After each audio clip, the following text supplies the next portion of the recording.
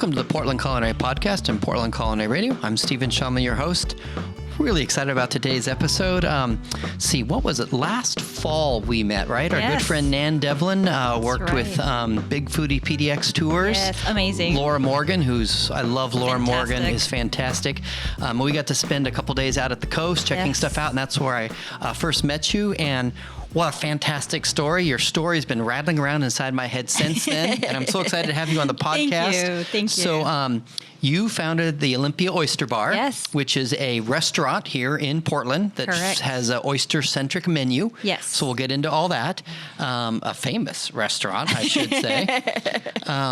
But standard two questions I always ask on my podcast, both the Portland Beer Podcast and Portland Culinary Podcast. Where were you born? I was born in Tijuana, Baja California, Mexico. And where'd you go to high school? I went to high school in Chula Vista, which is across the border, in Hilltop High School. That's kind of right, just in San Diego, basically. Yes, Chula Vista. San Diego, yes. And what was the mascot there? The Lancers. The Lancers. Yes. I like that. That's fun. Okay, and then what year did you come to Portland? I came to Portland in 2014. And what brought you here? To open the restaurant.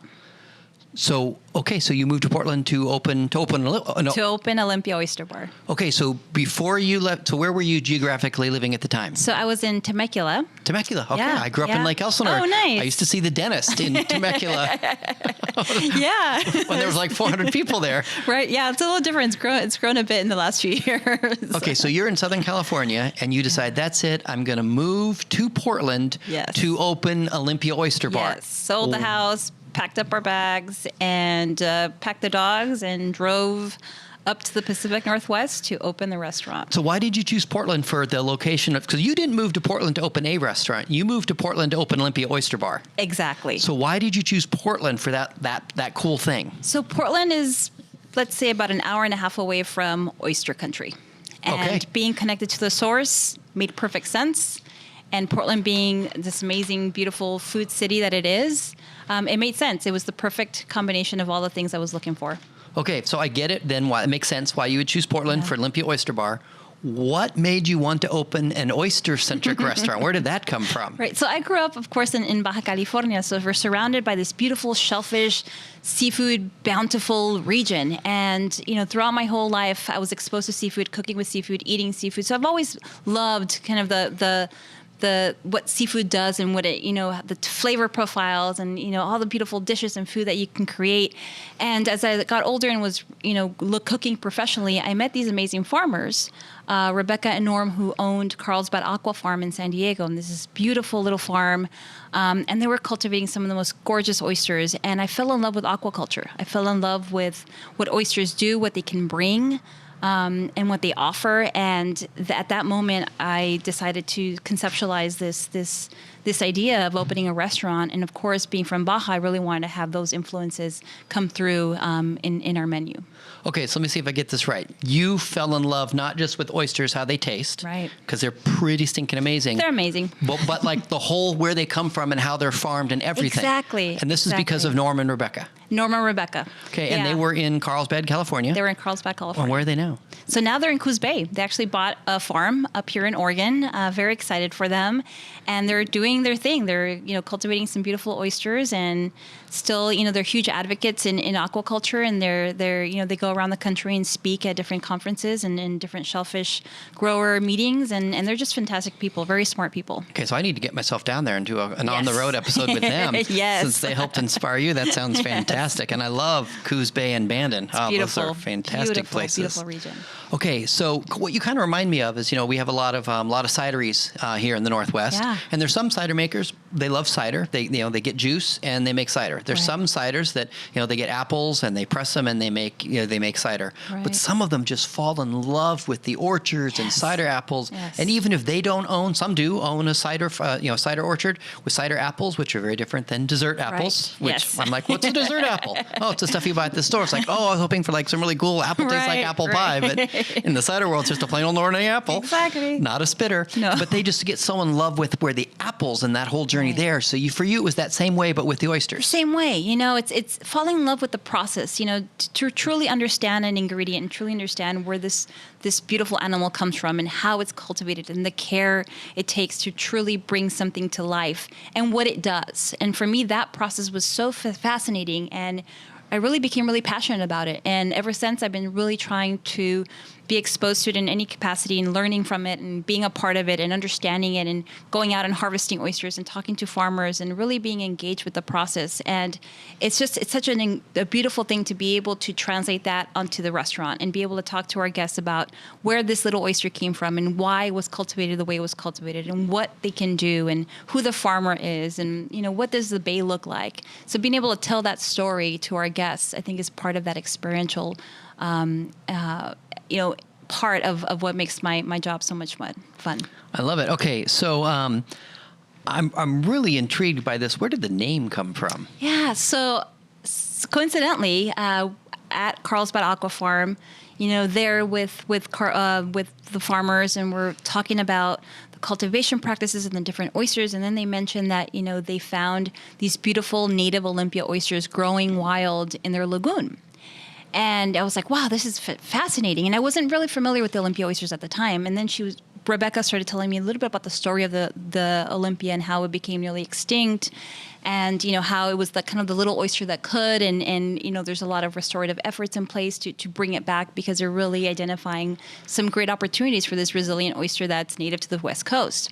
So then she said, God, what a great homage, to oysters, to name your restaurant Olympia Oyster Bar. So it's an homage to the native oyster, the Olympia.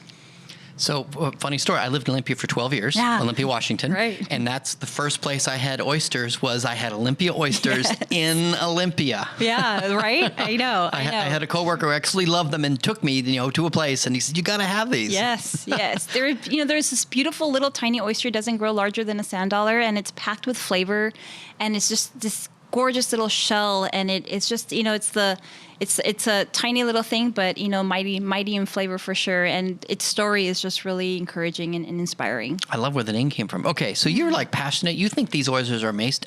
These oysters are amazing. Yes. I get the flavor, but what else? Why are oysters so amazing? Your eyes light up when you talk about them. I am just obsessed. It's an ingredient that not only is beautiful in flavor and versatile, and it's briny and it's salty and it's nostalgic. You shuck open an oyster and it takes you back to a place, takes you back in time. And it's an oyster that also gives back. One oyster can filter up to 50 gallons of water in 1 hour. Wait, say that again. One oyster can filter up to 50 gallons of water in 1 hour. So if you want to clean up a waterway, maybe put some oyster beds in? Drop some oysters. Exactly. So, how can you not be excited about an ingredient that not only gives back, but also, is nostalgic and delicious and celebratory? People who come to the restaurant, they come in giddy and they come in excited to have oysters. It's not just something that you have every day, or it's, it's not pizza, though we all love our pizza, but it's something special. It's something that you treat yourself to, and to be able to be a part of that is really exciting and encouraging and inspiring, and it just makes you feel just great to be around it all day. I think you're the oyster evangelist. I love it. Swear to God, I love them. But I think that's fantastic. And they're good for you. You've got to love your topic. You have to love your topic. Okay, so here's a question: raw or cooked? Both, raw and cooked. So some people, I love the texture of a raw oyster and the flavor and the brininess, and you put a little of, the chefs will give you, wherever you go, a little of this or a little of that, just a little dab of something to kind of accentuate and enhance the flavor. Exactly. But some people they just can't do that texture-wise. Or they've never done it before and it scares them, but they can still have cooked oysters. Exactly. Oysters are, again, it's a versatile ingredient. Yes, do I encourage people to have a raw oyster, and especially, if it's from Netarts Bay or from Washington, to kind of feel the flavors of each of those little animals, but they're very versatile. You can have them cooked, you can have them baked, you can have them smoked, you can have them, grilled on beautiful seaweed, or you can, get them fried. It's very versatile ingredient. The key, I believe, to proper oyster cookery is to truly respect the ingredient and not try to mimic it or hide it. I think it's just a matter of accentuating it, but it's a very versatile ingredient. Yeah, I think the old school, that's kind of where they were trying to hide it, where we get oysters Rockefeller from. Exactly. Back in the day, there was the large oysters, and during the Roman times, let's add tons of onions and sauces and butters to it to, you know, make them palatable. And where now we have the beauty of aqua farming and aquaculture to, you know, manipulate that a little bit and create a tumbled oyster, or create, you know, a smaller oyster that's more presentable for the half shell presentation. I love it. Okay, so by the way, before when you down in one time for a while you had a catering business, Soul Catering down in San Diego, yes. And now you run a successful restaurant. Hats off to you. That's very hard to do. So where did your cooking journey begin? So my cooking journey truly began when I was a little girl cooking with my grandmother. My grandmother, and I've talked about this before, she was the source of my inspiration and my passion. She was this amazing, strong, amazing woman who, you know, was from Sinaloa.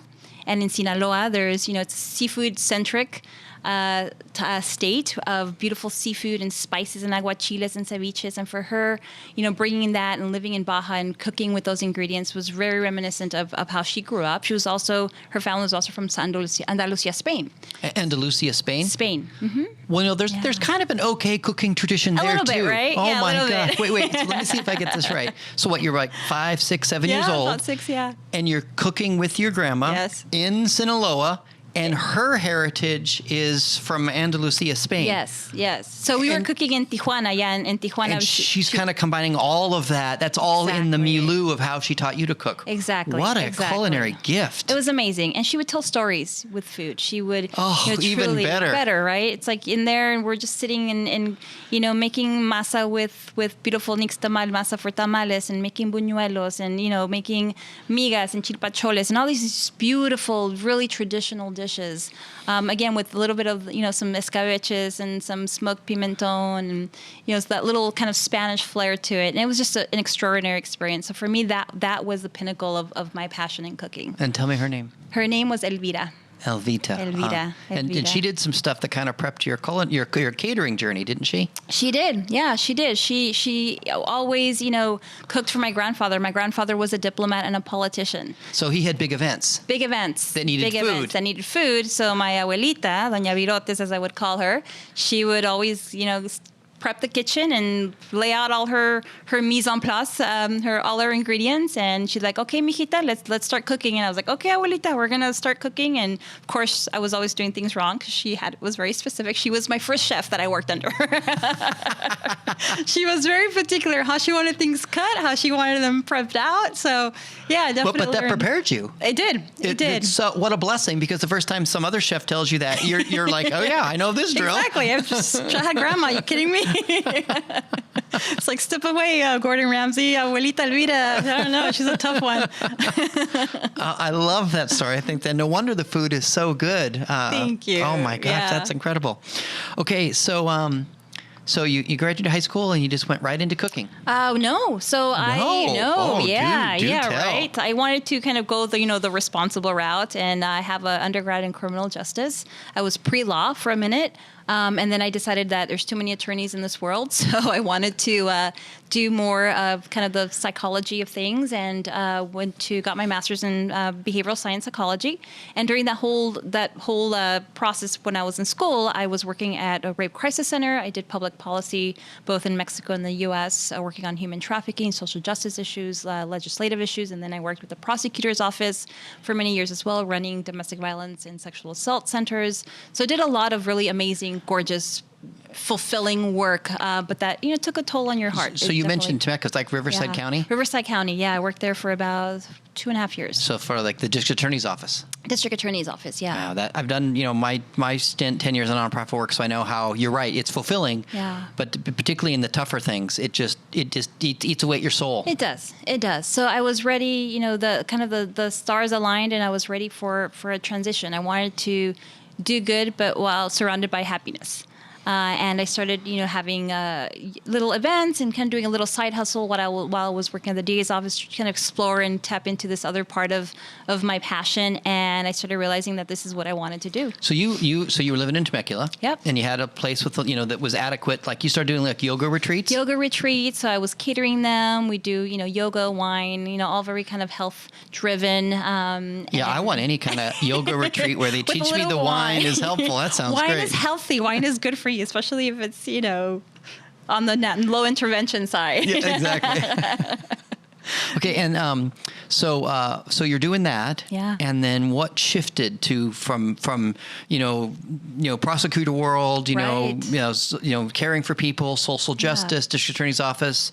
Then it shifted, and now you're here. Shifted. Something happened. It did. So during that process, while I was at the DA's office, our elected DA didn't get reelected, so it changed the dynamic of the executive team, and we were all going to essentially lose our jobs. Yep. And I had gone on interviews, but then I really kept going back to this other thing that I really was enjoying, the yoga retreats and the cooking and really being part of this community. So I decided to change careers and enroll in culinary school. So I left the DA's office January 3rd, and then January 11th, I was attending my first skills class in culinary school in San Diego.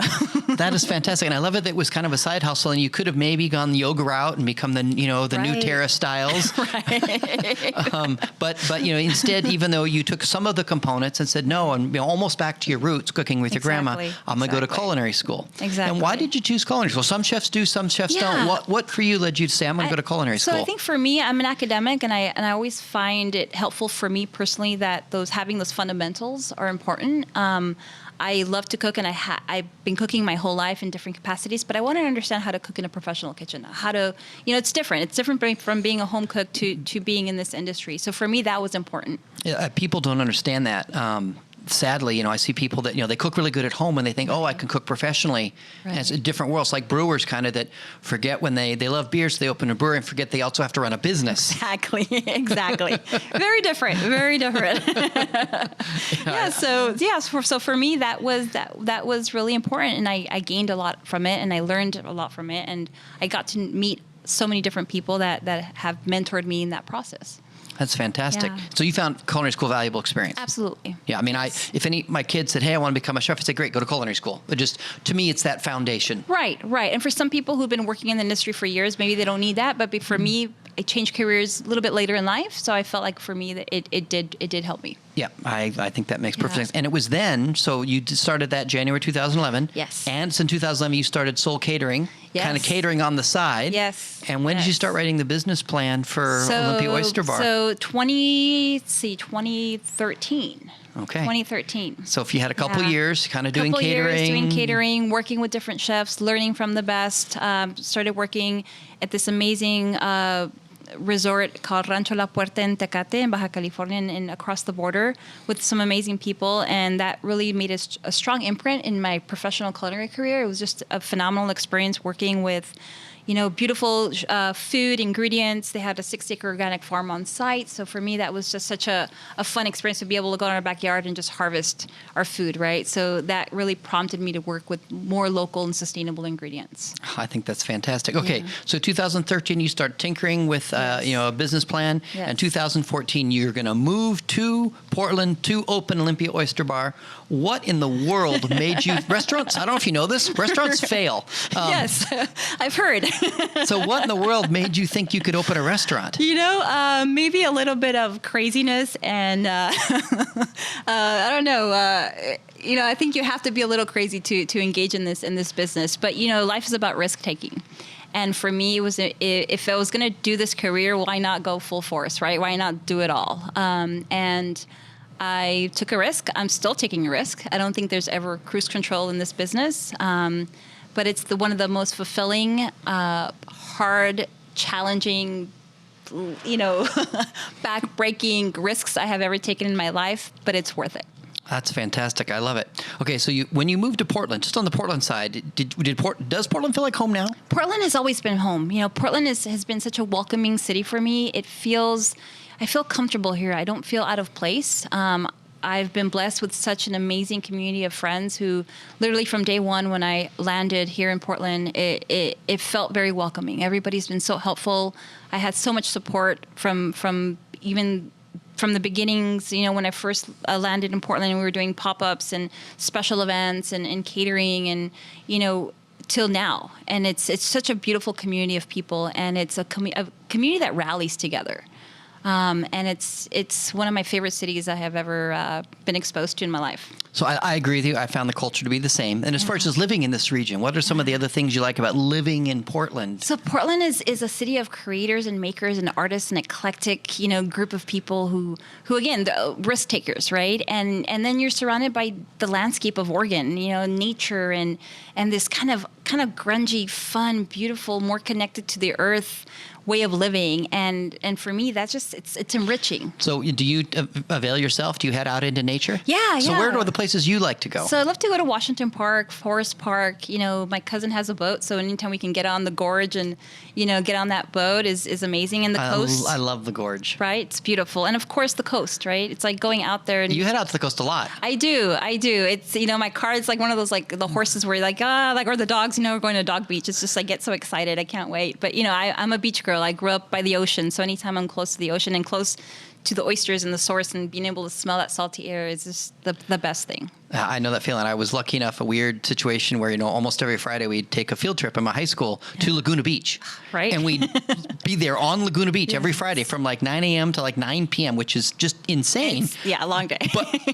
But I kind of almost thought that was normal for kids. Yeah. I didn't know how insanely blessed I was to get to have that. Now I love like you said, the smell of the ocean and just the whole experience. It's beautiful. And do you ever go out and hang out with the oyster farmers? All the time. It's my favorite thing. Being able to go out there and, work the tide and harvest oysters and get on your hands and knees and dig up those beautiful little animals and, carry those baskets, and you get a little workout in, you feel quite satisfied and tired at the same time, but it's beautiful. I mean, how can you complain when you're out there and you're seeing where these animals are being grown and cultivated, and talking to my some of the farmers that I work with are some of my dearest friends, and it's just a really great time. Man, that's a field trip I want to join you on sometime. Next that time. Sounds amazing.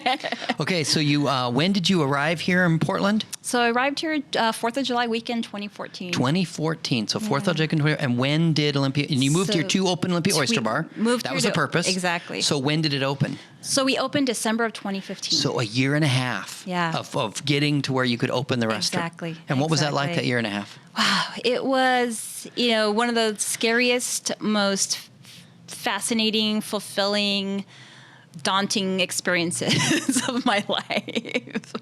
But, to opening day, to look up, in the kitchen shucking oysters and looking up and seeing just the amazing support that we received. And then looking next to me and the team that I have had the honor and privilege to not only work with back then, and the team that I have the honor and work with now has been just a blessing. I know that I'm truly blessed because having good people around you is what makes it successful. And I think we've been able to do what we've done because of the people that I have working with me. And you did like some pop-ups and some events between July 2014 and December 2015 to kind of build name awareness and increase your brand. Exactly. So we really, started like hitting the ground running. Met amazing different people who had given me a lot of opportunities. Worked the farmers markets. Did a pop-up at Yakuza. We did Chef's Week PDX with Gregory Gourdet. They were very gracious in inviting us to be a part of that, years ago. And, again, that welcoming spirit of Portland really allowed us to start establishing that brand and putting ourselves out there and putting the food out there. Okay, so December 2015, the restaurant opens. There's people in it. They're giving you money for your food. What kind of feeling is that? That feeling. Holy crap. They're eating my food. I hope they like it. It was such an emotional ride, and to be able to think of something and then make it happen, I think are two things that sometimes, because we get so busy and we're doing it, we take for granted how powerful it is to really think of an idea and have this idea come to fruition. To manifest it. Exactly. To manifest it. It's just fascinating. And to be able to know that, no matter how challenging it gets and no matter how difficult it is, that you're stronger than you think you are. And I feel like this journey has definitely made me realize that I'm stronger than I thought I was. I love it. I love these kind of stories. This is why I do what I do. My two passions, two delights, storytelling and life change. Right. Okay, so someone shows up, Olympia Oyster Bar. Yes. They walk in, they can sit down at the restaurant, because even though it's Olympia Oyster Bar, it's a restaurant. It is. With amazing food. So I can sit down in the restaurant, or I can go sit at the bar. Yes. What are some of the dishes that I will be able to enjoy? So let's lure people to come and check it out. Yes. So imagine walking into a little piece of the ocean, right? You walk in and the first thing you smell are the saltiness of the oysters. So we have at the bar this really beautiful oyster well that a friend of mine built for us, where you can find all of the little babies, all the little animals, all the oysters right there sitting in front of you at the bar. You can smell them, you can see them, you can even taste them without even having them on your plate. And you can engage, myself or one of our cooks or one of our shuckers and talk about the oysters and talk about where they come from. And then, of course, oysters aren't necessarily complete without a good, beautiful glass of wine, right? So enjoy some of our beautiful, natural, low intervention wines that I have had the honor to work with one of my dearest friends and who helped me open the restaurant, Simon Lowry, who's our wine buyer now. And if, you guys know him, Simon Lowry is this beautiful French, amazing man who is brilliant. He is also the co-owner of Sardine Head.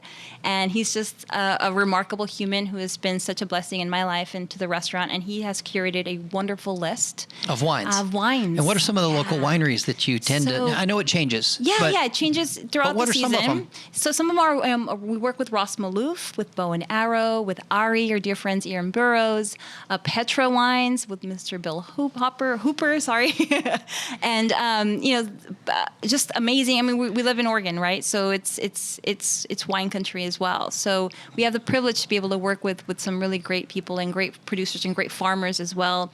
And then if you want a little bit something extra aside from oysters, the menu is driven by where I grew up. I grew up in Baja. So in Baja we have a lot of ceviches. We have shellfish and butters, and we have this ridiculous smoked goat butter with our house bread. We have cooked oysters, raw oysters, different other crudos and different fishes. We have this special that we run once in a while. We ran it a couple weeks ago. It's a guajillo glazed prawns. Oh my gosh. Yeah, super fun. And that's made with a pipianza. So pipián in Mexico, essentially, it's a green mole and some little citrus, and it's just like sultry, buttery. Okay, I want that. I love mole and I love verde sauce, a green mole. Right? Wow, okay. Yeah. And then, of course, our ceviche verde. So you brought some of that. We're going to have that at the end of the podcast and talk about that. Tell me about the bucket of mussels and clams. Yeah. So we have Washington and Oregon shellfish. So the mussels and clams are opened with a little bit of Aleppo butter, some garlic, some shallots, some clam juice, and it just kind of gets in this like smoky, sultry, creamy, garlicky little broth, and you can enjoy it with some of our smoked goat butters and some bread as well. Oh my gosh. Yeah.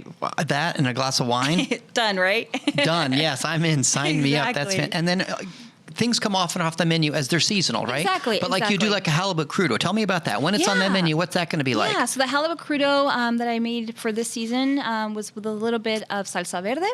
The salsa verde had a little serrano peppers, mint, little cilantro, a little bit of rice vinegar, and then topped with katafi, which is shredded phyllo dough, and then a few extra touches of a little bit of blood orange oil. So again, very light, fresh, and bright.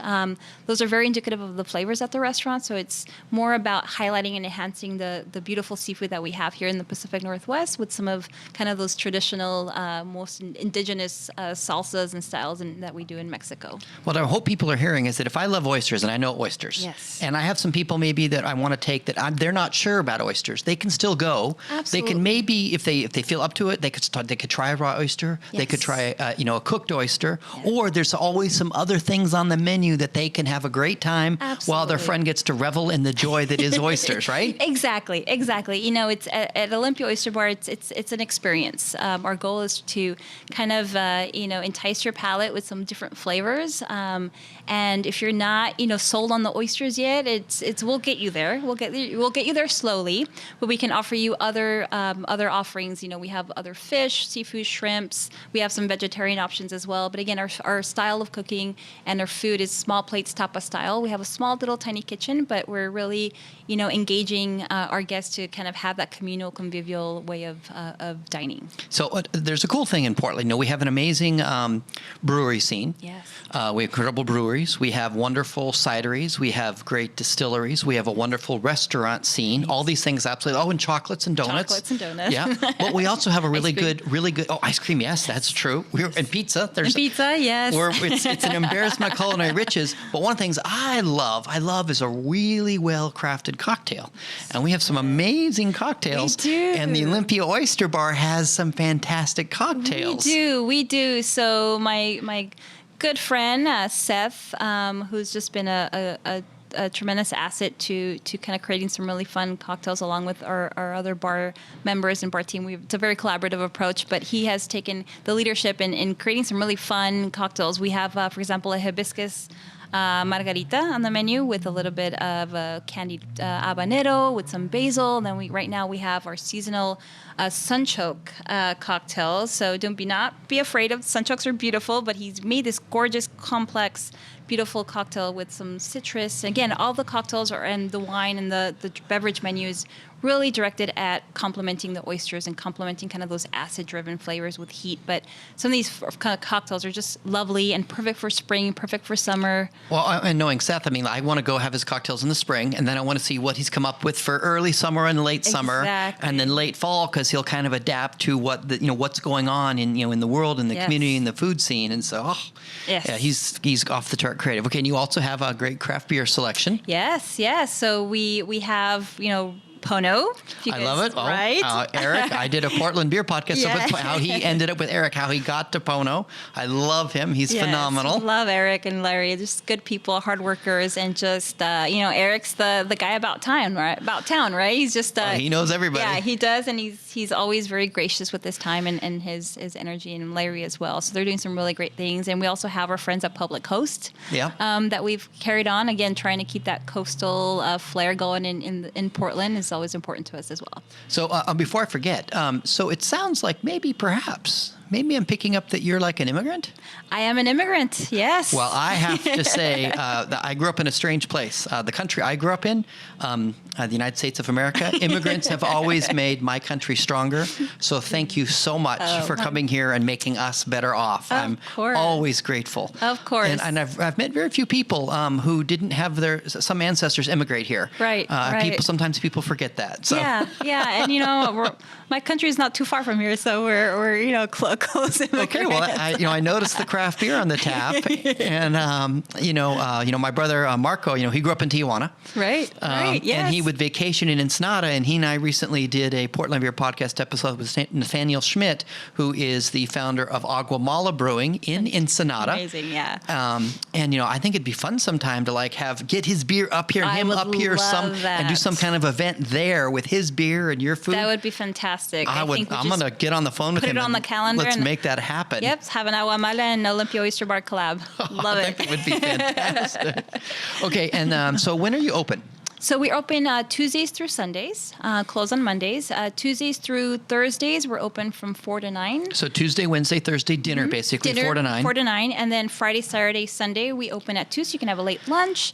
And then we close at 10, and then Sundays we close at 9. But we also have this remarkable happy hour on Tuesdays where guests can enjoy $18 dozens, variety of oysters from the West Coast. And then we have our normal happy hour from 4 to 5:30, Tuesday through Friday. Okay, so I'm excited about this. And then Friday, Saturday, Sunday, 2 to 9 or 2 to 10. So I can just go in the afternoon and have some cocktails, hang around, have a few tapas, sit at the bar. Then I can go get a table in the restaurant, have my meal, and then finish off with one more cocktail. Exactly. And if you want a little sunshine while the sun's shining, you can hit our couple little picnic tables we have outside on the patio and enjoy that as well. Oh, that sounds fantastic. But rain or shine, it's a beautiful setting. Rain or shine. It is. All right. I'm excited to try this ceviche verde. Did I get it right? Yes, exactly. Ceviche verde with Oregon rockfish. All right. We're going to try that next. Beautiful. Okay, so tell me about this amazing dish here in front of me. I am so excited. Yes, so this is our signature ceviche verde that we serve at the restaurant. We also served it at our oyster bar at the coast this last summer. This ceviche actually, Michael Russell loved it, and he named it one of Portland's best dishes of 2018. The ceviche verde is essentially a beautiful combination of citrus, lime, orange, and a salsa verde with katsuobushi, a little bit of mirin, ginger, scallions, a magic little fish sauce in there as well. And then the rockfish is then tossed a little bit more in that ceviche salsa verde, and then garnished with some pickled red onions, radishes, and of course, we have these wonderful totopos, which are chips from Hot Mama Salsa, who makes them for us for the restaurant. I'm kind of blown away. The depth of flavor and the spice and just a little tinge of heat. You know, I'm a wimp. I can't. You know, my sweetheart. You know, she likes to sweat with cheese. I can't do that. It's just a tinge of heat that's all flavor. No suffering, just all flavor. You know, Michael Russell, I'm a huge fan of his. I did a Portland Culinary Podcast episode with him, telling how he became such an amazing food writer. So tell me again the name of this dish. So this is our ceviche verde, rockfish ceviche verde. Okay, and he made this one of the dishes of the year for 2018, right? Yes, he did. He was very gracious with us. Yes. That must have blown your mind. It was exciting. It was, you know, we have huge respect for him, and for him to enjoy our ceviche, and it was very humbling. It was very nice. Okay, and I'm going to eat these chips. I'm going to have it all mixed out. Okay, so while I eat the chips, for those that don't know, tell people what a ceviche is. So ceviche essentially is traditionally it's fish that's been marinated in citrus, traditionally lime. So it's the lime essentially cures the fish to where you're not eating a completely raw fish. And it lightly cures it. But in this treatment, the fish is on the more kind of sushi style, so it's a little bit on the rawer side to retain that nice texture from the fish. And a little bit of that seafood flavor comes through. Exactly. So you still want to taste that rockfish. It's not necessarily drowning in just the citrus where all you taste the citrus. It's more about the combination of all the flavors and complementing each other. Yeah, before I did what I did, you know, I had 2 different careers, 10 years in the nonprofit world.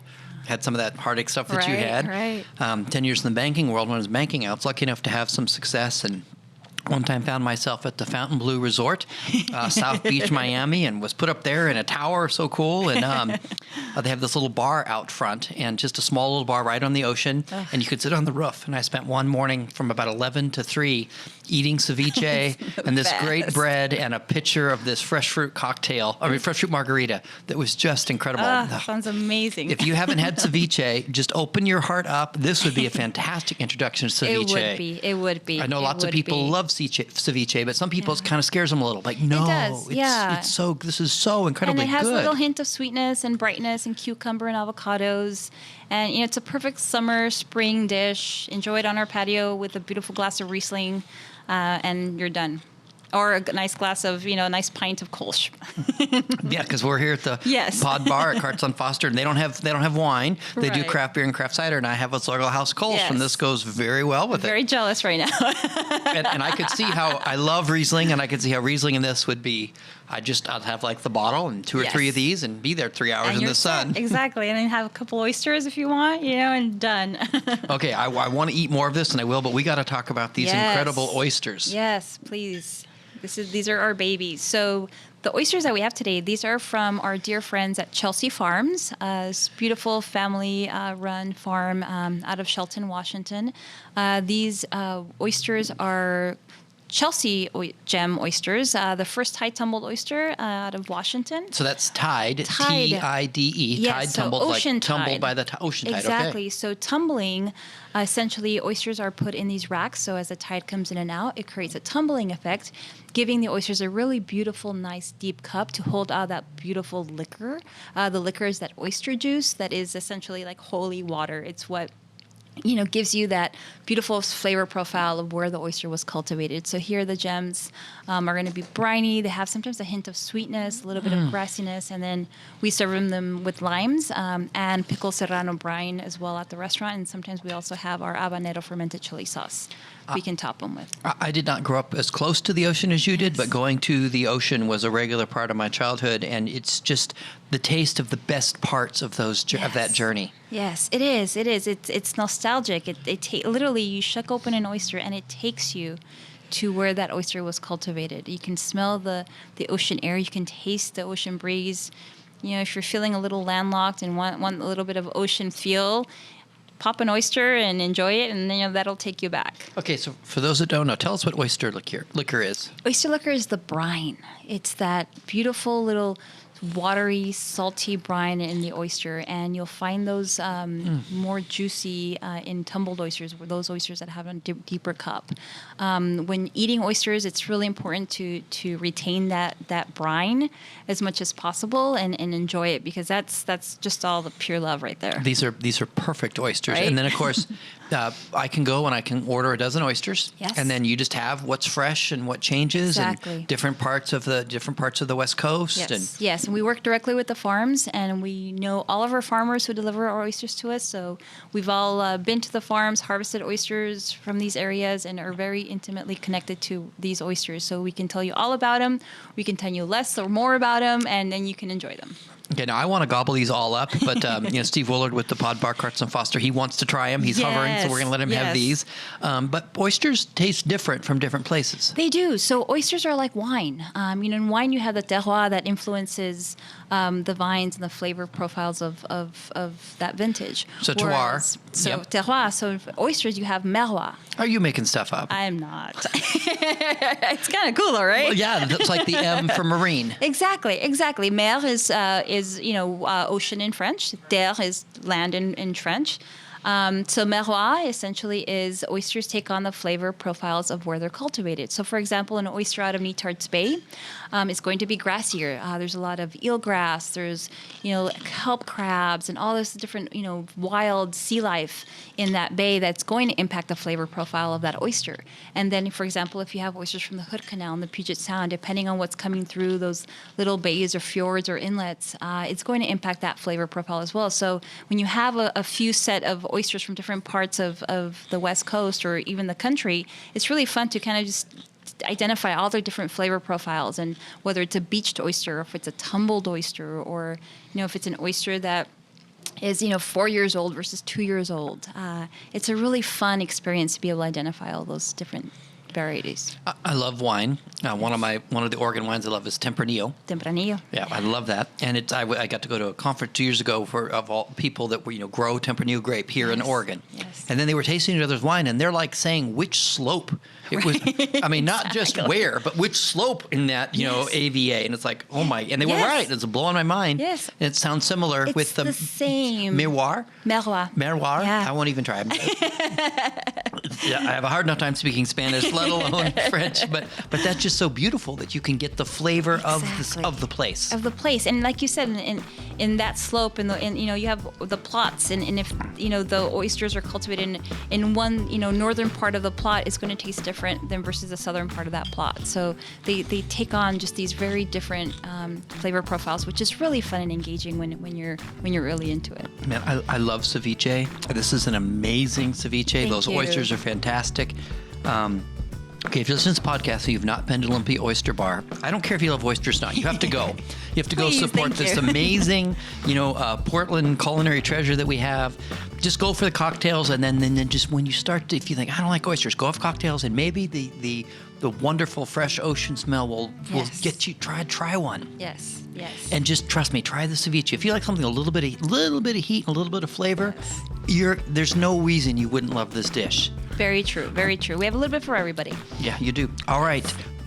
Thank you so much for joining us on the Portland. Thank you for having me. It's been such a treat, and hopefully we'll see all you guys at Olympia Oyster Bar. Yes, I love Mississippi Avenue. Exactly. I love what you guys do. Thank you so much. Have a great day. You Cheers. too. Bye.